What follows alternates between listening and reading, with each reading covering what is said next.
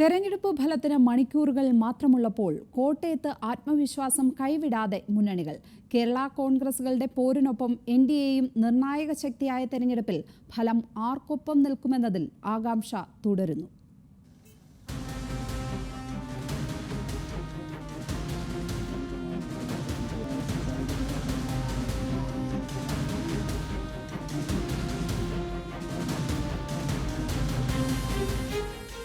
ഉമ്മൻചാണ്ടിയും കെ മാണിയും അടക്കമുള്ള രാഷ്ട്രീയ മഹാരഥന്മാരുടെ മണ്ണിൽ ഇക്കുറിയും തെരഞ്ഞെടുപ്പിന് വീറൊട്ടും കുറഞ്ഞില്ല.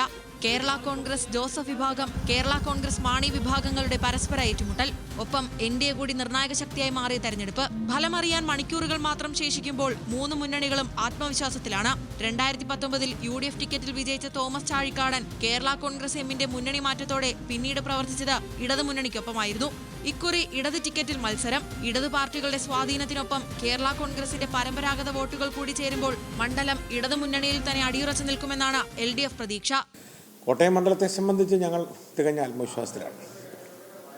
നല്ല അഭിമാനകരമായ ഒരു വിജയം ഇടതുപക്ഷ ജനാധിപത്യ മുന്നണി സ്ഥാനാർത്ഥി ശ്രീ തോമസ് ചാഴിക്കാടനുണ്ടാവും എന്നാണ് ഞങ്ങൾ പ്രതീക്ഷിക്കുന്നത്. അല്ല, പൊതുവെ ഈ പാർലമെൻറ്റ് തെരഞ്ഞെടുപ്പിൽ കേരളത്തിൽ ഇടതുപക്ഷ ജനാധിപത്യത്തിന് അനുകൂലമായിട്ടുള്ള ഒരു ഘടകങ്ങളാണ് പൊതുവെ ഉയർന്നു വന്നിട്ടുള്ളത്. ജയിച്ചു കഴിഞ്ഞപ്പോൾ കളമാറി ചവിട്ടിയ ചാഴിക്കാടനുള്ള മറുപടി ഇക്കുറി തെരഞ്ഞെടുപ്പിൽ ജനം നൽകുമെന്ന് UDF നേതൃത്വം പറയുന്നു. കേരള കോൺഗ്രസ് എമ്മിനെതിരെ കേരള കോൺഗ്രസ് സ്ഥാനാർത്ഥിയെ തന്നെ കളത്തിലിറക്കിയായിരുന്നു UDF പോരാട്ടം.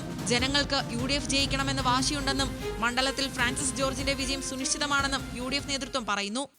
ഒന്ന്, കോട്ടയം പാർലമെന്റ് മണ്ഡലം എന്ന് പറയുന്നത് ഒരു UDFന്റെ മണ്ഡലമാണ്. UDF വോട്ടർമാരാണ് ഇവിടെയുള്ളത്.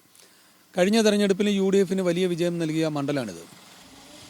കഴിഞ്ഞ തെരഞ്ഞെടുപ്പിൽ ഇപ്പോൾ ഈ പ്രാവശ്യം ജനങ്ങളുടെ ഇടയിൽ UDFനെ വിജയിപ്പിക്കണമെന്നുള്ള ഒരു വലിയ വാശിയോടുകൂടി തന്നെയുള്ള ഒരു സമീപനമാണ് ജനങ്ങൾ സ്വീകരിച്ചിട്ടുള്ളത്. തെരഞ്ഞെടുപ്പ് പ്രവർത്തന രംഗത്തെല്ലാം ഞങ്ങളത് കാണുകയായിരുന്നു. തുഷാർ വെള്ളാപ്പള്ളിയെ മത്സര രംഗത്തിറക്കി എൻഡിഎയും കളം പിടിച്ചു. കേന്ദ്ര പദ്ധതികളും നരേന്ദ്രമോദിയുടെ ജനപ്രീതിയും വോട്ടായി മാറുമെന്ന പ്രതീക്ഷയിലാണ് എൻഡിഎ നേതൃത്വം.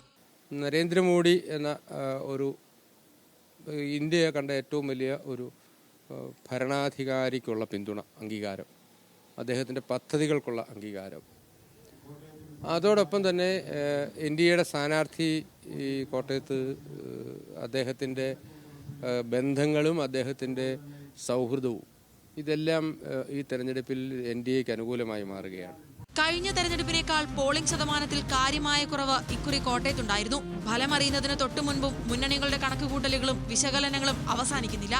ന്യൂസ് മലയാളം, കോട്ടയം.